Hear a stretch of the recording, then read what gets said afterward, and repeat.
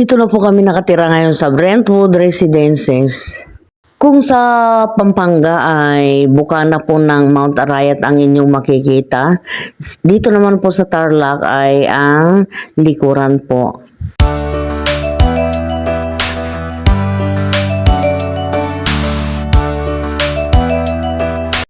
Ang ganda oh. Ano ito, tunay na silver tong mga ito? Ayoko na eh. Ito dito namin. Yun ay concealer. Dito siya ba rin? Oo. May mga hikaw din ano? Apa?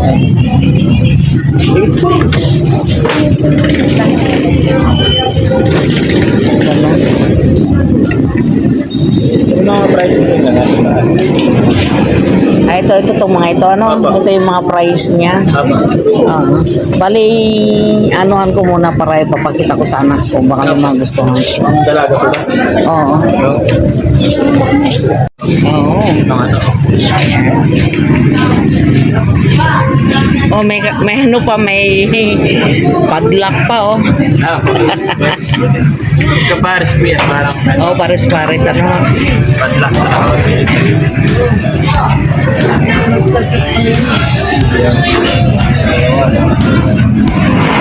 Ito ang maganda, ito yung maganda. Ano po yung mga pintas ko ba? Ito yung panulaki na. Maganda oh. Siya magkano mo ising-sing natin ating ba? Aliwalo ako. Hindi naman ho nangingitim yan. Ay, hindi naman po. Pag inis nyo rito, libre lang ha. Libre itong card na.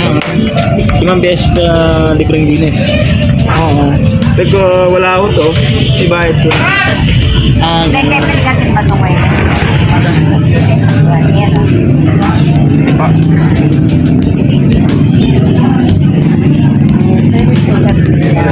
So, ngayon guys, ay pauwi na po kami. Kung hindi po magkakasya yung pantalon na binili po namin sa palengke, napag-usapan naman po namin ng papapalitan na lang, isasama ko na lang po yung ako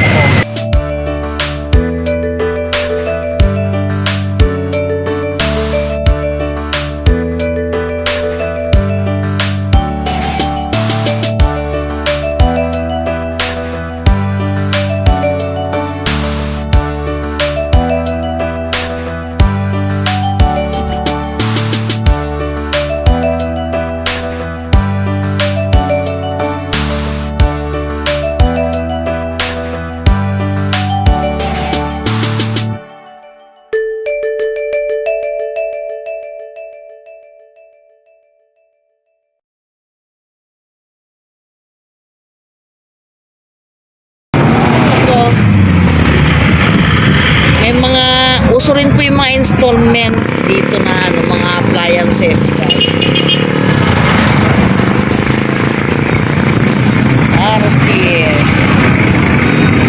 Ano ito, yung grocery siguro ito. At the same time, ano na rin, may mga gamit na rin po sa bahay.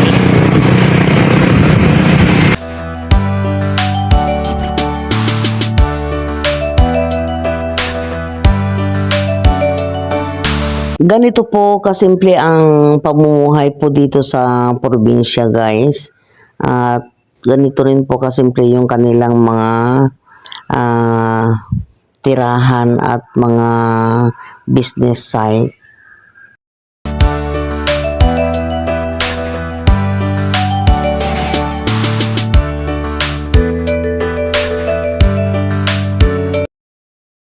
Meron din pong Walter Mart sa may harapan po ng chapel na ito guys, at meron din pong Pure Gold. Ayan. Madalas po akong namimili sa may Pure Gold guys. At meron naman po kasi akong card, sayang naman po kung hindi po magagamit.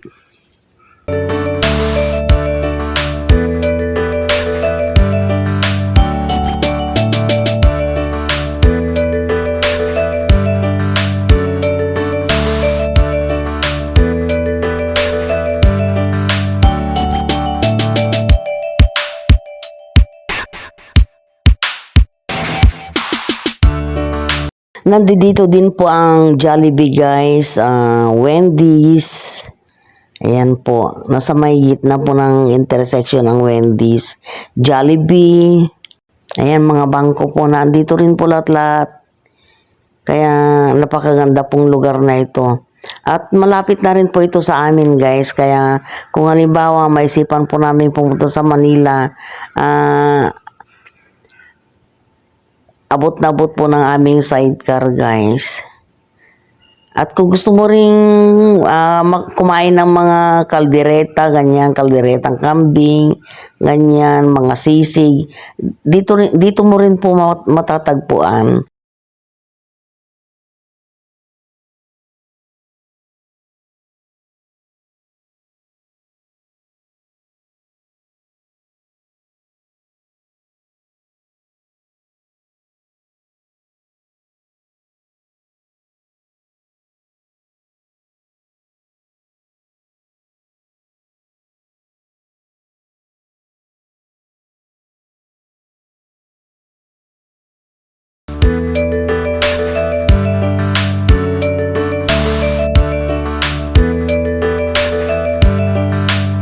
Medyo nakakatakot po dito sa lugar na ito guys kasi hindi lang ho basta sasakyan yung mga dumadaan dito.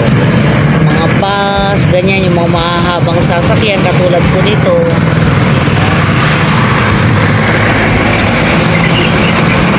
Mga close van. Yan. Nakakatakot guys. Yan.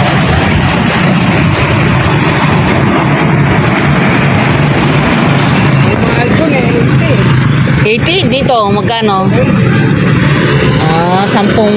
Sa sa Pampanga, magkano? Okay.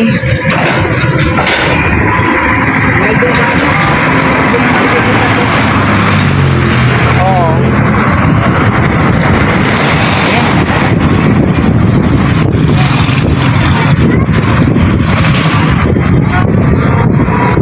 Ayan, may beauty parlor din pala dito sa lugar na ito guys. Ang ganda dito Palagay ko guys, yan ang pinakasikat na bistro. Ha? Saan? Magpapagupit daw? Hindi, pag sikiyan magpapagupit. Sige, tanungin mo. Mag-iingat ka lang. Diyos ko po, nakakatakot. Diyos ko po. Ganitong oras pa lang ang maraming sasakyan dito guys. Ayan. Ito ang tinatawag nilang SCTEX guys. Where's North Luzon Transit?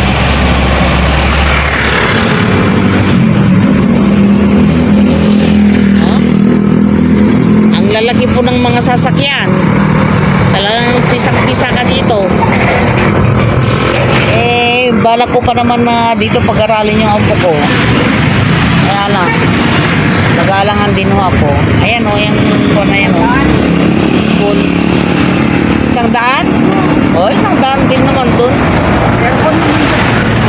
Oo. Allah. Ito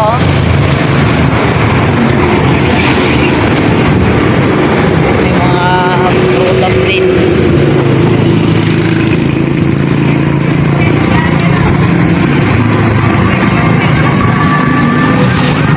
Angelina Elementary School.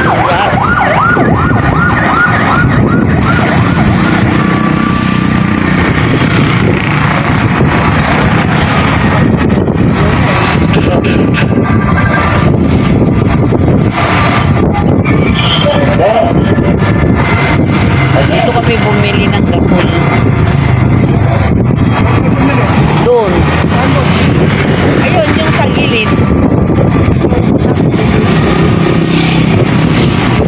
Yan yung magtatayo ng grocery sa sa phase 2. Hindi mo tinanong kung magkano yung laman. 900 plus yan. Diyos ko po. Yan na po. Yan. Yan.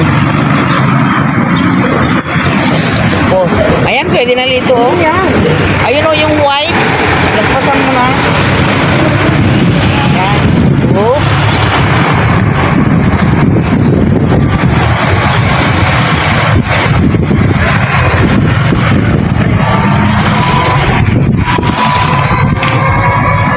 Sino bang hindi matatakot guys sa dami ng mga bus? Diba?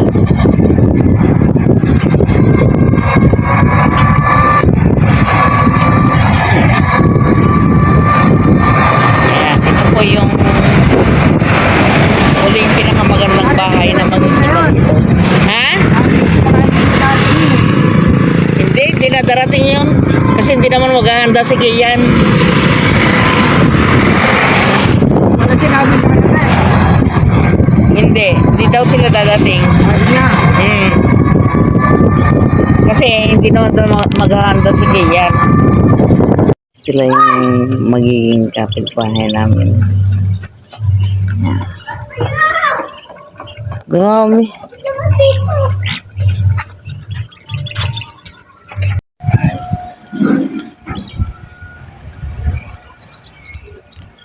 Grabe, ang daming mga ibon.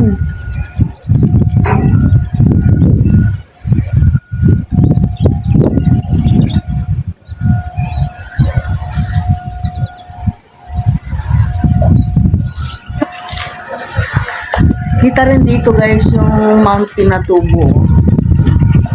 Yan, Sambales na po yan.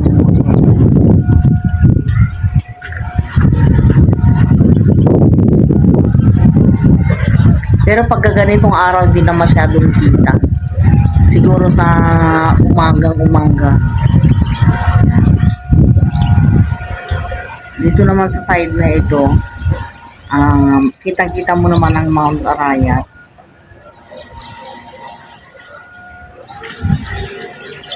Ayan. Ayan, may mga kapitbahay na rin po kami rito. Ayan. Hindi pa po ako nakakapamasyal doon banda eh. Pero kahapon guys, meron na po kaming bagong kaibigan, yung may-ari ng tindahan po doon sa banda ron. Oh. Gusto ko nga dumaan ngayon dito eh. Kausapin ko yung asawa ko. Dito na lang kami dumaan para naman makita ko kung ano yung bago dito sa kalsada na to.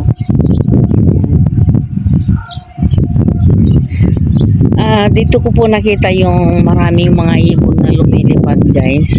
Ayan no. Sa likuran namin naman mga puting ibon po ang makikita mo. Hanggang dito na lamang guys at maraming salamat po sa inyong walang sawang na pagtangkilik sa aking video at kung nagustuhan po ninyo pa-likes and share naman po. Bye guys!